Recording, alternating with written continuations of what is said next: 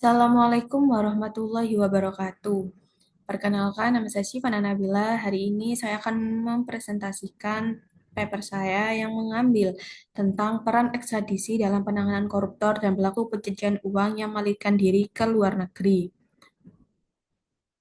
Abstrak, korupsi dan pencucian uang merupakan kejahatan transnasional yang kerap melibatkan pelaku yang melarikan diri ke luar negeri untuk menghindari proses penegakan hukum.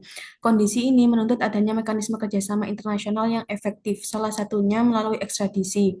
Penelitian ini bertujuan untuk menganalisis pengaturan hukum ekstradisi dalam penanganan tindak pidana korupsi dan pencucian uang yang bersifat lintas negara di Indonesia, serta mengkaji kendala yuridis dalam penerapannya. Metode penelitian yang digunakan adalah penelitian hukum normatif dengan pendekatan perundang-undangan dan konseptual melalui hukum internasional khususnya United Nations Convention Against Corruption atau disebut UNCAC. Hasil penelitian menunjukkan bahwa Indonesia telah memiliki dasar hukum ekstradisi melalui Undang-Undang Nomor 1 Tahun 1979 dan diperkuat dengan perjanjian bilateral seperti Perjanjian Ekstradisi Indonesia-Singapura. Namun, dalam praktiknya, penerapan ekstradisi masih menghadapi kendala yuridis, antara lain keterbatasan perjanjian ekstradisi dalam negara tertentu, perbedaan sistem hukum antar negara, serta hambatan koordinasi dan administratif antar lembaga penegak hukum.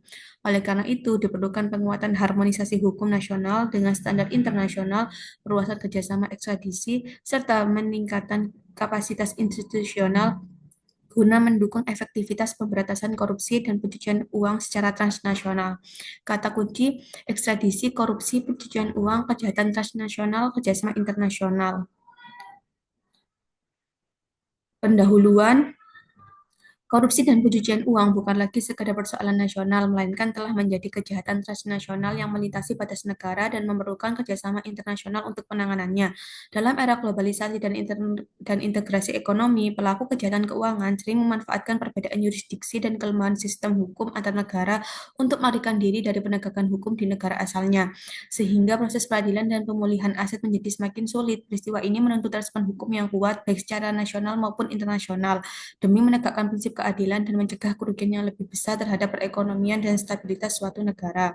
Salah satu contoh nyata dalam konteks Indonesia adalah kasus Paulus Thanos, seorang buronan dalam perkara korupsi pengadaan proyek pembuatan kartu tanda penduduk elektronik (eKTP). Thanos diketahui berada di Singapura dan proses ekstradisinya memerlukan waktu panjang serta koordinasi hukum antar negara, di mana otoritas Indonesia harus melalui prosedur hukum kompleks untuk meminta penyerahan tersangka kepada otoritas Singapura. Otoritas Indonesia memperkirakan proses tersebut akan memakan setidaknya 4 bulan atau lebih karena sejumlah tahapan hukum yang harus dipenuhi sebelum ekstradisi dapat dilakukan. Prosedur ini menunjukkan tantangan dalam penanganan pelaku korupsi lintas negara yang melarikan diri dari yurisdiksi nasionalnya. Selain itu, dari sisi pencucian uang, praktik ini kerap terhubung dengan kegiatan korupsi, di mana dana hasil kejahatan disamarkan dan dipindahkan melalui jaringan keuangan lintas negara. Meski pencatatan kasus dan data spesifik masih menjadi tantangan dalam beberapa yurisdiksi, laporan internasional dan panduan kerjasama global menunjukkan bahwa pencucian uang selalu bersifat lintas negara dan memerlukan mekanisme kerjasama hukum yang intensif, termasuk alat bantu pemeriksaan transaksi, pertukaran informasi, dan investigasi bersama antara lembaga penegak hukum dari berbagai negara.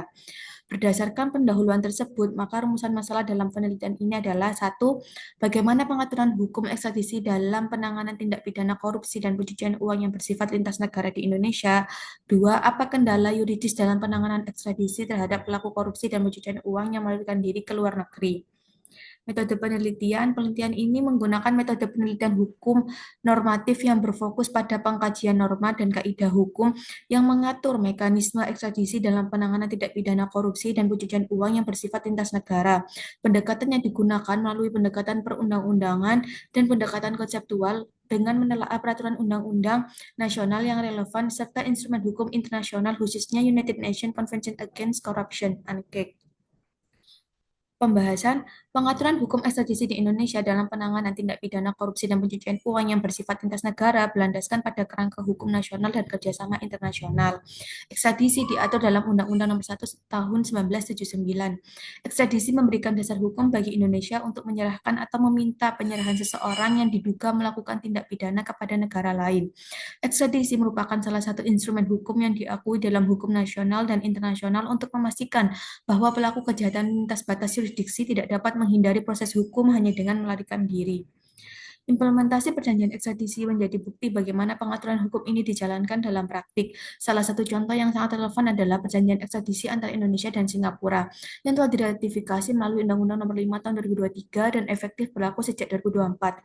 Perjanjian ini menetapkan korupsi dan tindak pidana lain termasuk pencucian uang sebagai kejahatan yang dapat dijadikan dasar permohonan ekstradisi, sehingga memberikan kepastian hukum yang lebih kuat bagi pihak yang meminta penyerahan tersangka. Pengaturan hukum ekstradisi di Indonesia juga tidak dapat dilepaskan dari komitmen internasional, khususnya melalui ratifikasi United Nations Convention Against Corruption (UNCLOS). Konvensi ini mendorong negara pihak untuk memperkuat kerjasama internasional, termasuk melalui ekstradisi dan bantuan hukum timbal balik, dalam rangka pemberantas korupsi dan kejahatan terkait prinsip pencucian uang. Pengaturan ekstradisi Indonesia telah sejalan dengan prinsip UNCLOS, meskipun implementasinya masih bergantung pada kesiapan hukum nasional dan hubungan bilateral antar negara. Kendala yuridis dalam penerapan ekstradisi terhadap pelaku korupsi dan pencucian uang yang melarikan diri ke luar negeri. Penerapan ekstradisi sebagai instrumen hukum untuk menangani pelaku korupsi dan pencucian uang transnasional di Indonesia menghadapi sejumlah kendala yuridis yang bersifat struktural dan administratif. Meskipun dasar hukum ekstradisi telah diatur dalam Undang-Undang Nomor 1 Tahun 1979 dan didukung oleh ratifikasi berbagai instrumen internasional seperti UNCLOS, pelaksanaannya terhambat oleh keterbatasan jumlah perjanjian bilateral ekstradisi dengan negara lain. Tanpa adanya perjanjian antara Indonesia dan negara tempat buronan berada, proses ekstradisi tidak dapat dilakukan atau memakan waktu yang sangat lama, karena harus melalui prosedur hukum yang kompleks dan negosiasi diplomatik yang rumit. Selain itu, perbedaan sistem hukum antar negara menjadi kendala yuridis yang signifikan dalam penerapan ekstradisi. Dalam kajian perbandingan sistem hukum ditemukan bahwa perbedaan dalam definisi tindak pidana, prosedur peradilan, dan standar pembuktian dapat mempersulit negara peminta untuk memenuhi persyaratan hukum negara diminta, sehingga permohonan ekstradisi sering ditolak atau tertunda. Hal ini terjadi ketika unsur tindak pidana yang berlaku di Indonesia tidak sepenuhnya diakui atau dipahami sama oleh sistem hukum negara lain. Misalnya dalam kasus pencucian uang yang memerlukan pembuktian kompleks atas aliran dana internasional yang menuju ketidakcocokan norma hukum. Perbedaan ini menyebabkan inkonsistensi dalam pengakuan penerapan hukum pidana lintas yurisdiksi, sehingga memperlambat proses penyerahan pelaku. Kendala yuridis dalam penerapan ekstradisi terhadap pelaku korupsi dan pencucian uang yang melarikan diri ke luar negeri mencerminkan kombinasi hambatan hukum, perbedaan yurisdiksi, keterbatasan kerjasama antar negara, serta tantangan administrasi internal. Mengatasi kendala-kendala tersebut memerlukan upaya harmonisasi hukum nasional dengan standar internasional, peningkatan jumlah dan cakupan perjanjian ekstradisi, serta penguatan kapasitas lembaga penegak hukum dalam kerangka kerjasama internasional yang lebih efektif.